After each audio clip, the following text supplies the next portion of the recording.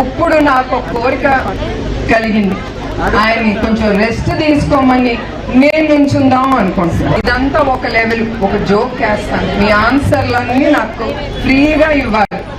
మిమ్మల్ని అందరం చూసి ఈ నిజం గెలవాలి యాత్ర చూసి తర్వాత కుప్పంకి వచ్చి నాకు ఒక కోరిక వచ్చింది నా మనసులో. మీరు ఫ్రీగా ఉండండి, నేనేం కొట్టను తిట్టును మిమ్మల్ని.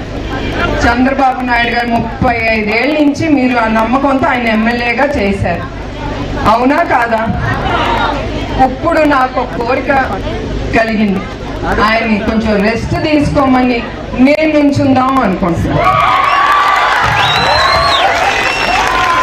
సో ఎవరికి చంద్రబాబు నాయుడు గారు కావాలో చేతులు ఎత్తండి. అదే అందరు చేతులు ఎత్తండి. నేను నాకు ఇద్దరు కుదరదు కదమ్మా, ఎవరన్నా ఒకలే చెప్పాలి.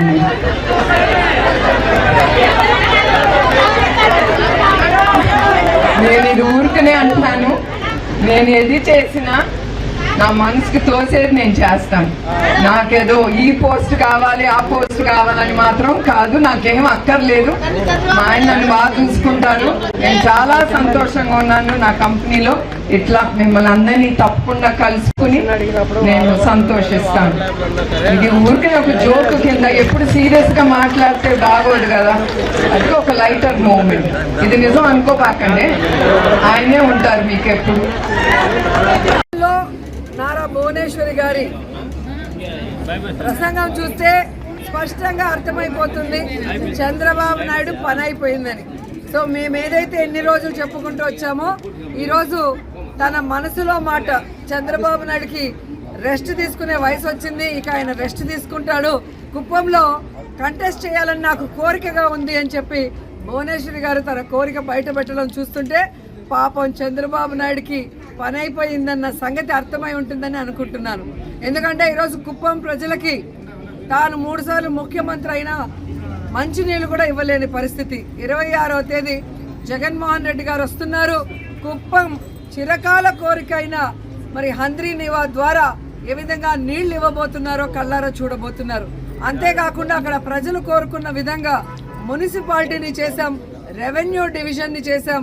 ఈరోజు మీరు చూస్తే ప్రతి కుటుంబానికి సంక్షేమాన్ని అందిస్తూ ఈరోజు ప్రతి ప్రాంతాన్ని కూడా కుప్పంలో అభివృద్ధిని చేస్తుంటే ఇక చంద్రబాబు నాయుడు పని అయిపోయింది, ఇక్కడ ఆయన కూడా గెలిచే పరిస్థితి లేదు అనేది వాళ్ళకి అర్థమైంది. కాబట్టే తెలివిగా మా ఆయన రెస్ట్ తీసుకోవాలి, నేను కంటెస్ట్ చేస్తానని భువనేశ్వరి గారు చెప్పడం చూస్తుంటే అందరూ కూడా నవ్వుకుంటున్నారు. పోనీ ఇప్పటికైనా ఆమెకు అర్థమైందని.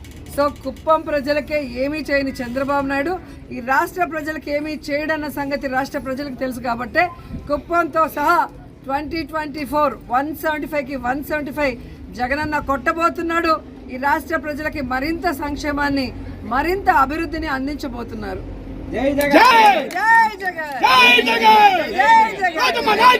మిమ్మల్ని అందరం చూసి ఈ నిజం గెలవాలి యాత్ర చూసి తర్వాత కుప్పంకి వచ్చి నాకు ఒక కోరిక వచ్చింది నా మనసులో.